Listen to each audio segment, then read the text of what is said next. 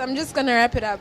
With regards to the traditional thing again, is that we then can't. I mean, yes, we must still remember that English is the leading language, but people still prefer their own language. So now we can't have ICE materials like this and posters in English only in the clinics as well. We have 11 official languages, but I actually have Googled for female condoms. I think we only have Zulu, and I don't even think we have it in Afrikaans. Like that's, it's only English in that. So we can't also expect people to be reading about it, to be knowing about it, if we only have things in English. And the last thing in terms of now with the sexual education, especially in LO in class, and with our parents, the sad thing is that they tell us not to have sex, but they don't tell us that when a boy touches you, you're going to feel a certain way. If you're attracted to women, you're going to feel a certain way, when they touch you. What should you do? And I know you touched a bit on that, but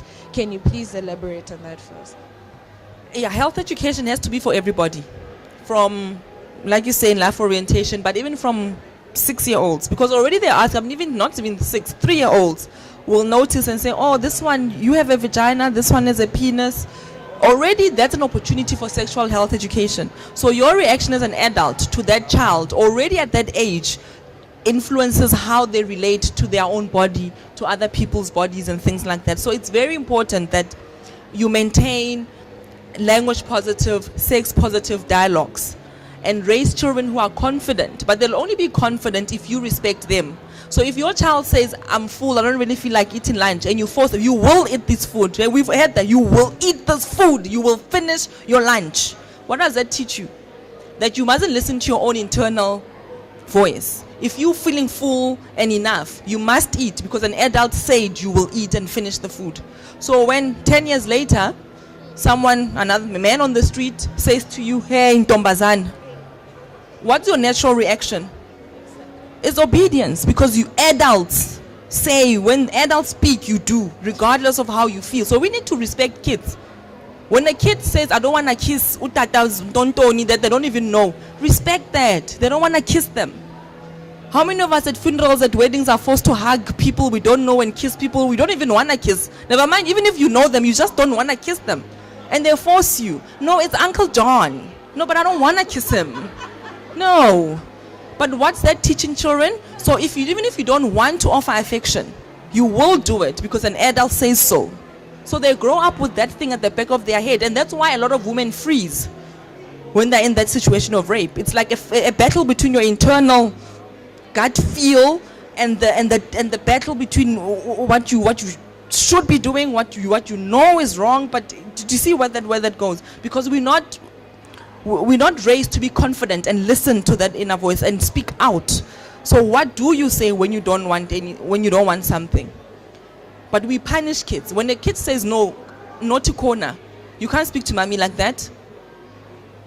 So it goes beyond just sex education. The basis has to be a good foundation. So by the time the sex education comes, it has to, do the necessary things.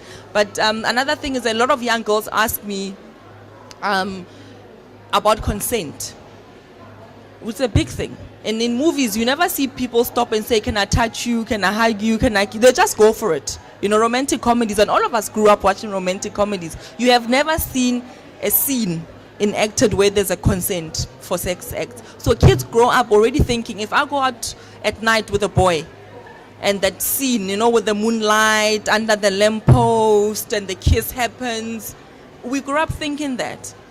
And therefore we translate that in all areas of our lives too, not just sex. So what are we doing about consent? And people need to know that if you want to kiss me, you must ask me. If you're my boyfriend and we've decided on the language of love between us, whether it's a certain look or it's a certain touch or a certain massage, that's fine, but we've decided on that. But early on, people need to get into the habit of asking, is it okay if I kiss you? Is it okay if I touch your boobs? Is it okay if I touch your bum?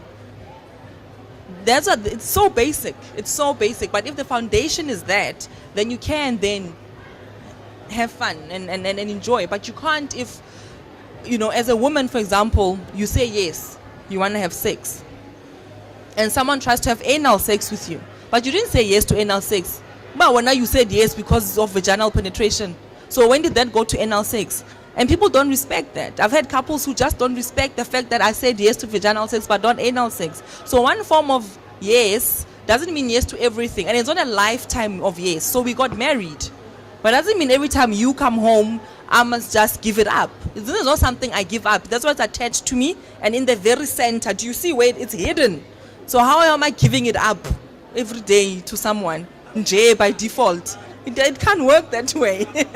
It cannot work that way. But it's the whole societal thing. So the whole thing about media, the stuff that keeps playing and perpetuated and all of that, you know, by the media, the magazines you consume. I mean, I have this body that's a black body. I cannot. There's nothing I'm going to do. I will never be skinny. I've never been skinny.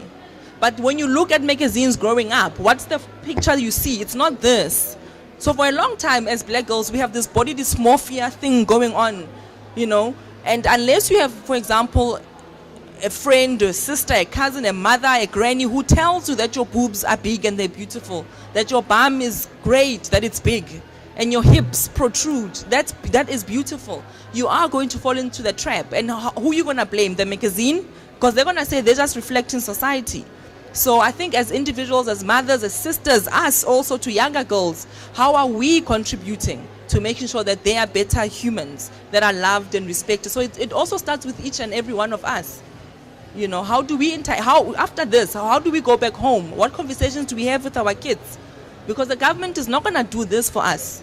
We're going to have to do it for ourselves.